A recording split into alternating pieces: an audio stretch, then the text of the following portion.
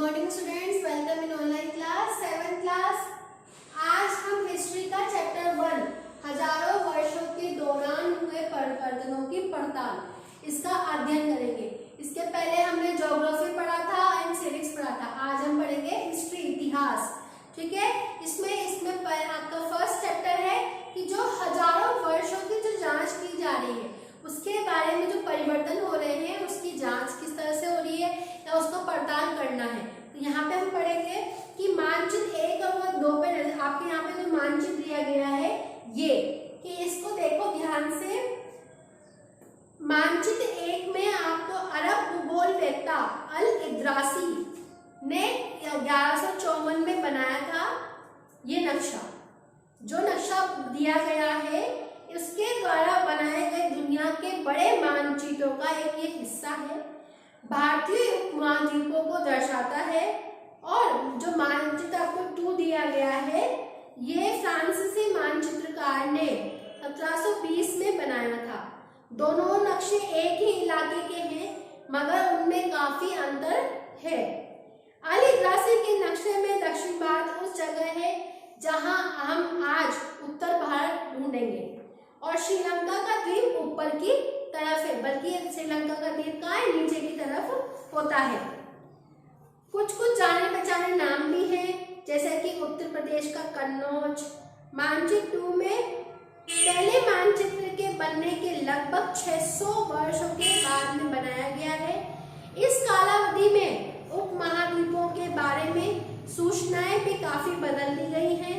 ये नक्शा हमें ज्यादा परिचित जान होता है। उसमें विशेषकर तटीय इलाकों के बारे में आश्चर्य देखने को मिलता है। यूरोप के नाविक जो थे, नाव चलाने वाले और व्यापारी अपना समुद्री यात्रा के लिए इसी नक्शे का प्रयोग करते थे। इतनी ही महत्वपूर्ण एक और बात यह है कि एक दूसरे युग तक मानचित्र विज्ञान में बदलाव आने लगा। इतिहासकार जब बीते युगों के दस्तावेजों, नक्शों और लेखों का अध्ययन करते हैं तो उनके लिए उन सूचनाओं का जानकारी, पृष्ठभूमियों का ध्यान रखना भी जरूरी होता है। फिर है नई और पुरानी शब्दावलियों का यूज करना कि अगर समय के साथ सूचनाओं के संदर्भ बदलते हैं, भाषा और अर्थों के साथ साथ उनके अर्थ भी बदलते हैं। कई तरह की भाषाएं हमें मिलती हैं और सभी भाषाएं भी समय समय के साथ में बहुत ज्यादा बदल गई हैं। उदाहरण के लिए मध्य युग की फारसी आधुनिक फारसी भाषा से भिन्न है कि जो मध्य युग में जो फारसी भाषा चलती थी वो आधुनिक फारसी भाषा से बिल्कुल अलग है। ये भिन्नता सिर्फ व्याकरण और शब्द भंडार में ही नहीं आई है, अभी तो यहाँ पे उनके अर्थ भी बदल दिए गए हैं। उदाहरण के लिए हिंदुस्तान शब्द ही लीजिए, आज हमें उसे आधुनिक राष्ट्र राज्य के अर्थ में लेते हैं। 13वीं शताब्दी में जब फारसी के इतिहासकार मिन्हाज-ए-शिराज ने हिंदुस्तान शब्द का प्रयोग किया था तो उसका आशय पंजाब और हरियाणा और गंगा यमुना के बीच में स्थित इलाकों से था। उसने उस समय जब इसका हिंदुस्तान वर्ड जो लिया था उसमें भारत का जो अर्थ था वो पंजाब, हरियाणा और गंगा यमुना के बीच के इलाकों को ही कहा गया था। सल्तनत के प्रसार के साथ साथ इस शब्द के अंतर्गत आने वाले क्षेत्र भी बढ़ते चले गए कि जिस तरह से सल्तनत का प्रसार हुआ उसी तरह से इसके जो क्षेत्र जो इस भारत में आने वाले जो क्षेत्र थे उनमें भी प्रस्ताव होने लगा, वो भी बढ़ने लगे। इसके विपरीत 16वीं सदी के आरंभ में बाबर ने हिंदुस्तान शब्द का प्रयोग इस उपमहाद्वीप के भूगोल, पशु पक्षियों और यहाँ के निवासियों की संस्कृति का वर्णन करने के लिए भी किया। ये प्रयोग 14वीं सदी के कवि अमीर खुसरो के द्वारा प्रयुक्त शब्द हिंद के ही कुछ समान था। मगर जहाँ भारत को एक भौगोलिक और सांस्कृतिक सत्य के रूप में पहचाना जा रहा था वहाँ हिंदुस्तान शब्द से राजनीतिक और राष्ट्रीय अर्थ भी नहीं जुड़े थे जो आज हम जोड़ते हैं। किसी भी शब्द का प्रयोग करने में इतिहासकार को बहुत सावधान रहना चाहिए क्योंकि अतीत में उन शब्दों के अलग अलग अर्थ होते हैं और वर्तमान में उन शब्दों के अलग अर्थ हैं। तो उन दोनों को अगर हम तालमेल बिठा के यूज करेंगे, इस्तेमाल करेंगे तो हमें उस चीज का अर्थ समझ में आता है। अन्यथा उस चीज का अगर हम विभिन्नताएं देखने को मिलेगी। उदाहरण के विदेशी सीधा साधा शब्द है हमारे लिए आज इसका अर्थ है कि ऐसे व्यक्ति जो भारतीय नहीं है, कि विदेशी शब्द का अर्थ जो आज उस समय से बना आया है, लेकिन उसको आज हम वर्तमान में देखें तो उसका अनुमान कैसे लगाएंगे कि जो हमारे भारत में नहीं रहता, जो भारत में नहीं रहता वो विदेशी है। मानो किसी गांव में आने वाला कोई अजनबी व्यक्ति जो उस समय समाज या संस्कृति का अंग न हो, विदेशी कहलाता था। कि उस समय वो गांव से आने वाला व्यक्ति ही क्यों ना हो, हम तो विदेशी उसको कहते हैं जो विदेश से आता है, और जो उस समय कि जो गांव से आने वाला भी है जो लेकिन हमारी संस्कृति से भिन्न है, उसको विदेशी कहा जाता था।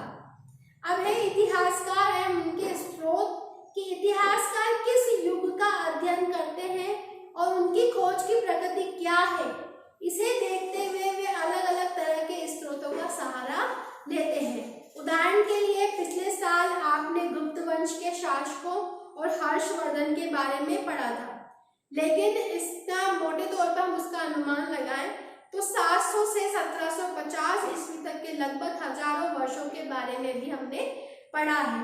इस काल के अध्ययन के लिए इतिहासकार जिन स्रोतों का प्रयोग करते हैं उनमें आपको बहुत सी बातें ऐसी मिलेगी जो पिछले युग से वैसी ही चली आ रही है।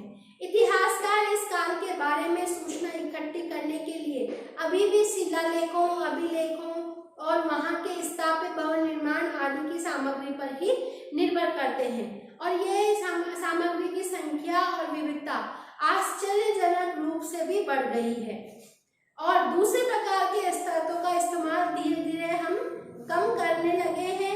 इस समय का दौरान कागज क्रमशः सस्ता हो गया था और बड़े पैमाने पर उपलब्ध भी होने लगा था।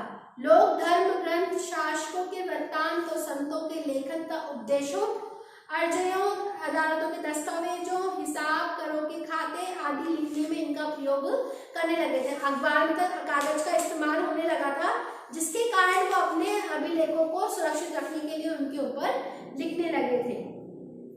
इन पांडुलिपियों को पुस्तकालयों को अभिलेखागारों में रखा जाने लगा, सुरक्षित रखा जाने लगा। उन दिनों छापे खाने तो नहीं थे, इसलिए लिपिक जो थे वो हाथ से ही इन पांडुलिपियों के ऊपर प्रतिकृति बनाते थे। अगर आपने कभी किसी मित्र के गृह कार्य की नकल उतारी है तो आप जानते होंगे कि ये काम आसान नहीं है, कि किसी भी उसको पुराना वैसा का वैसा उतारना ये काम उतना आसान नहीं था। आपको मजबूर होकर अंदाजा लगाना पड़ेगा कि क्या लिखा गया है, क्योंकि किसी की राइटिंग अगर हमें समझ में नहीं आया, किसी का लेख हमें समझ में नहीं आया, लेकिन उसको जैसा का जैसा उतारना है तो इसमें थोड़ी परेशानी होने लग गई थी। महत्वपूर्ण अंतर आ जाते होंगे, और पांडुलिपि की प्रतिलिपि बनाने में भी कुछ यही होता था। प्रतिलिपियां बनाते हुए लिपिक छोटे मोटे फेर बदल करते चले थे, और कोई शब्द या कोई वाक्य जो उनको समझ में नहीं आता था उसके शब्द में भी बदलाव करने लगे, और सदी दर सदी प्रतिलिपियां बनती रही। अंततः एक मूल ग्रंथ की भिन्न प्रतिलिपियां जो एक दूसरे से बिल्कुल अलग हो गई, क्योंकि जब धीरे धीरे जैसे आने लगा तो उसके बाद एक समय ऐसा आया कि जब वो प्रतिलिपियां जो लिखी गई थी एक्चुअल में सही में वो उसकी नकल करते करते वो उसका बदलाव इतना हो गया कि वो प्रतिलिपि उससे बिल्कुल ही अलग हो गई। कई बार लेखक स्वयं भी समय समय पे अपने मूल वृत्तांत में संशोधन करते रहते थे। 14वीं शताब्दी के इतिहासकार जियाउद्दीन बरनी ने अपना वृत्तांत पहली बार 1356 में और दूसरी बार 2 वर्ष बाद में लिखा था। दोनों में ही अंतर है, लेकिन इतिहासकारों को पहली बार अपने वृत्तांत की जानकारी नहीं थी, और ये विशाल संग्रह में कहीं आज भी दबा पड़ा हुआ था। ठीक है, यहाँ तक आपको समझ में आ गया। अब इसका नई सामाजिक और राजनीतिक समूह इनके बारे में हम कल पढ़ेंगे। ठीक है, thank you, have a nice day.